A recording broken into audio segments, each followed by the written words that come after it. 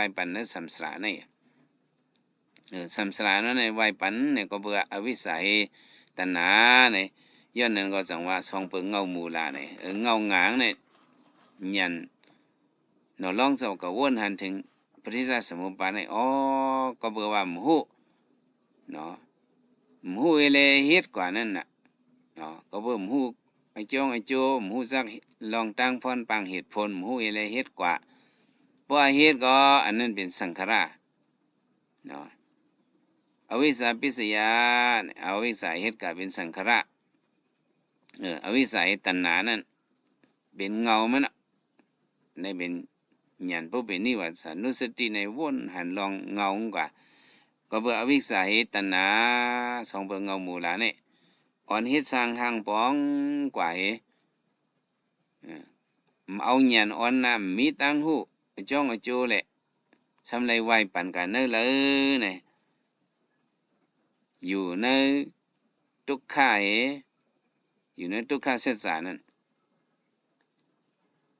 สัมเป็นสมุทัยเสียใจก็เบิ่มมีตังหูเฮ็ดนั่นน่ะอันเฮ็ดกว่านั่นก็สัมเป็นใจตัณหาเฮ็ดจะเป็นเห็นห้อยอะไรเฮ็ดสร้างหางปองตั้งกวางสัมกัญญาหางกัญญาทุกขะตั้งทุกขะสังขารโดนังอะไรตริสัมปิตะอสุรเกะเกิดเท่าเป็นตายมังญาเพหลงสังขารงัญญาทุกขะเสสานั่นน่ะสัมไรวายปานเนทุกขะเสสาในก้อยอันนี้สร้างก็สัมเป็น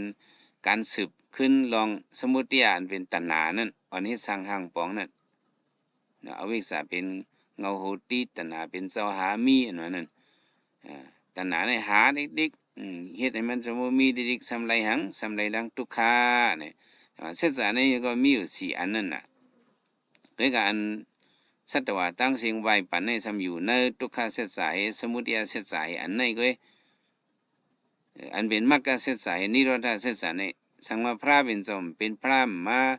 ปึดปากงักตั้งในบันในอันปะมรรคเสสายนิโรธเสสายในมีในก็หูไรวะจังว่าสุกเฮาว่าเกิดเป็นคนมาในมัธยมศาสนาพระเป็นเจ้าพ่อมือเสสาตรายังตึกมีอยู่ในเสสาในมี4อันในกาก่อนต้นอันเฮาก็ยาวมาที่เสสา2อันยาวที่สมุทัยเสสาทุกขเสสา2อันนั้นก็เฮามาเลยมาญาในศาสนาในเฮามีส่วนตาเตมีตังหูมักกะเสสา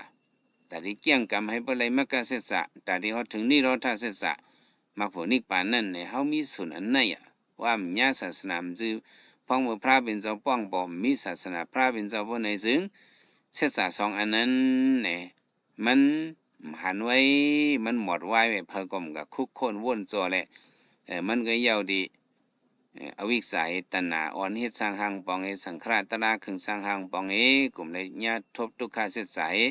อันเฮ็ดนั่นก็สำเอาตัณหาใส่ตัณหาโลภะเฮ็ดเลยเฮ็ดสร้างหางปองเนี่ยก็เป็นสมุทัยเสสะมันก็ยาวดีเสสะ2อันนี้กุ้ย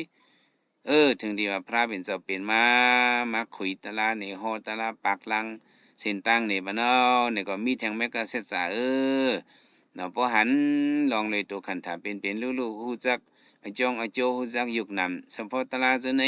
เนี่ยในเป็นแม้ก็เสสะพอป่องแจงเลี้ยงใจเอานี่ก็ตีมีเส้นตั้งออกม่วนปนหลอดฮอดถึงนี่รอถ้าเสร็จสา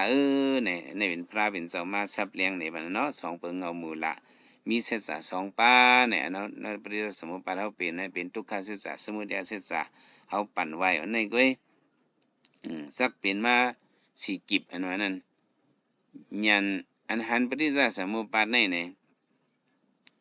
มันป่องเสียงซึ่งหือเนี่ยมันป่องเสียงเหตุพระเนาะกรณะพระอันห้องว่าเหตุผลอันห้องว่าไอจองไอโจนั่นเนี่ยอันน่ะเลยเป็นมาสัตว์ว่าเป็นมาก้นผีสางว่าจะไหนผ้าผ่านผีปงเป็นมามันจื